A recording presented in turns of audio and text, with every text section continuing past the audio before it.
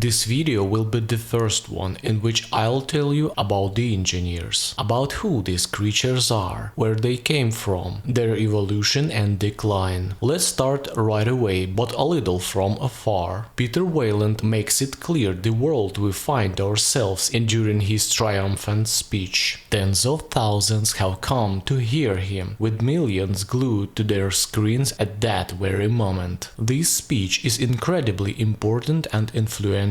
Its goal is to alter the course of human development and proclaim Weyland as the one to lead it. The fire of Prometheus was chosen as a guiding star, as a symbol of the first technology to fall into the hands of our ancestors. This fire allowed them to defend against savage predators, stay warm in cold caves, and prepare more nourishing food. It was the timid first step from which our ascent to Mount Olympus began.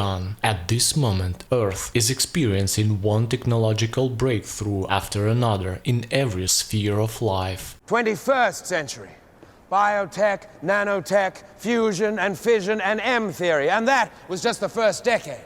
Very soon, the first artificial human will come off the assembly line, and shuttles with colonizers will head towards distant stars. Pharmacies will have drugs for a growing number of diseases, and even cancer ceased to be a threat. However, all of this is not enough for the successor of Prometheus. He's ready to go further, much further, regardless of any moral barriers and taboos. We wield incredible power. The power to transform, to destroy, and to create again. The question, of course, before us is what the hell are we supposed to do with this power? Or more importantly, one should ask, what are we allowed to do with this power? The answer to that, my friends, is nothing.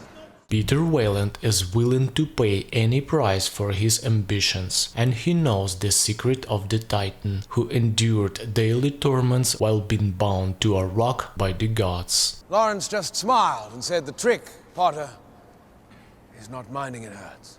Of course, this is not about physical pain. This man is acutely aware that his ambitions have a reverse dark side in the form of a deal with his own conscience, which sooner or later might play a malicious trick on humanity. His speech resonates deeply with the audience, ending in enthusiastic applause. This proves that everything said earlier about Mr. Weyland can confidently be extended to the population of Earth. The world of the Prometheus universe is not a world of people like Elizabeth Shaw, but rather like Peter Weyland. There is unstoppable scientific progress, but there is no place for moral compasses, religion, empathy, and ultimately love. Certainly, in most films about the aliens, we find ourselves in space or on another planets. However, it's important to understand the global context of what is happening on the screen. This is a purely technogenic corporate world where everything subjective and irrational has been cast aside from history. In Ridley Scott's cinematic universe, there are also hints of the prevalence of the artificial reproduction, the use of androids as lovers and nannies, but often these themes are lurking somewhere in the background and only manifest on screen in minor details. Women in Ridley Scott's universe more often sport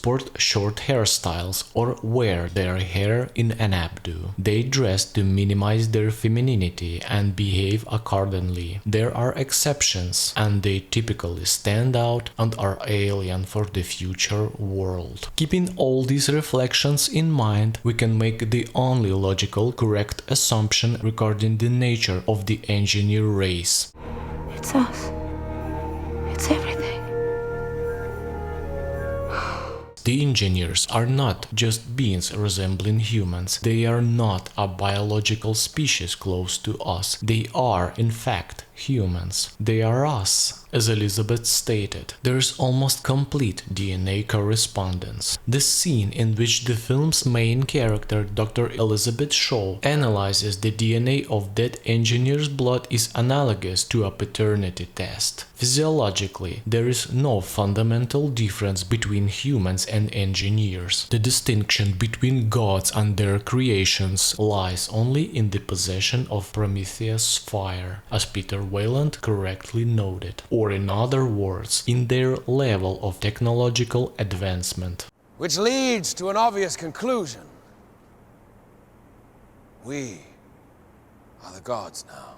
If human civilization spans hundreds of thousands of years, the history of the engineers is measured in millions of years. They represent what humanity is destined to become if it continues to play with fire. The civilization of the engineers is the ultimate destination of the path where Peter Weyland leads humanity. They are the physical embodiment of his ambitions, values, and unconscious motives. Perfect creation as if sculpted from statues of ancient Greek gods. The people of this world are ultimately doomed to transform into technologically perfected beings with no flaws. Their lifespans will be measured in millennia, yet they will still remain mortal. The space jockeys share our genetic code, but their appearance is quite different. This is because they are not entirely living beings of flesh and blood. Instead, they are symbiosis of organic matter and technology. They are beings entirely indistinguishable from one another. They're biomechanics with an identical build in identical suits. Godlike beings do not get sick and hardly age. They do not waste time on trivialities like starting families or having children. Engineers have ceased reproducing in the way we are familiar with for a long age. They were all grown in test tubes in laboratories. Like David, none of them even had a mother who cared for them, a father to guide and protect them. And of course, there was no natural conception and bloody childbirth. The bodies of the engineers have lost any signs that would in any way hint to us that they even have females. There is absolutely no body hair, and therefore no beards, long hair, or other secondary sexual characteristic on their bodies. You won't find nipples on their chests. All of these is just rudiment from a distant past, something related to the primitive animal world. But what's the point of having women? Conception in a test tube is much more predictable and scientifically based, and growing in special external wombs is efficient and safe. When you have the power to transform, destroy and create, women as the embodiment of natural reproduction and selfless love simply disappear as unnecessary.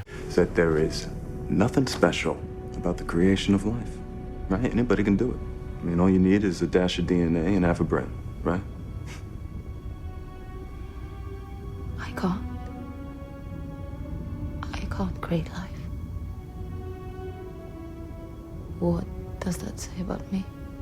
I think Ridley Scott's irony is evident here. The gods in our mythology are beings who create life in various ways, from clay, a rib, or the dust of the earth, in any way except the usual sexual one. In the opening scene, we see an engineer, a white figure, drinking a mysterious liquid and ultimately sacrificing himself to seed the planet with new life. The most important thing to us here is to understand right from the beginning the motives behind these actions. Ask yourself a simple question. Why does the engineer do what he does? If he wants to populate this planet, why not do it by more obvious means, such as colonization? What we see here is clearly part of some religious ritual, at the center of which is a conscious sacrifice. This action clearly contradicts what I said earlier. If engineers represent a hyperbolic expression of of technological and selfish development in humanity, where does religious crucifixion and rituals with sacrifices come from? The answer is self-evident. Something bad happened in the past, and now it's the only way for them to populate this planet. There is simply no other way, or rather, there is no longer any other way. Colonization is impossible because engineers lost something without which it is fundamentally infeasible. What we humans originally had, but remained uncomprehended by the engineers, David or Peter Weyland. Mothers disappeared, and along with them maternal love as a main source of unconditional love and sacrifice for the sake of new life. And with their loss, the engineers lost the ability to create life within themselves naturally. At some point, there was simply nothing left to fertilize, grow, and transport to another planet. This event marked a turning point, highlighting the beginning of the slow but inevitable decline of what was once a mighty civilization. Peter Weyland has personally walked this path, the path of searching for the secret of eternal youth and betting on scientific progress, and now on the threshold of his death, he can only rely on faith and miracle, on a girl named Elizabeth Shaw who is looking for heaven in the sky and is driven by her irrational love for the father who died long ago. In the case of the engineers, such a miracle happened on the planet LV-223.